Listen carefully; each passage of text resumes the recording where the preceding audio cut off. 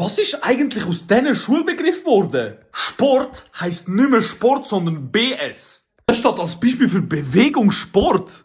Bro, bei uns früher hat Sport geheissen, Kochen hat Kochen geheissen, Kochen heisst heutzutage WAH.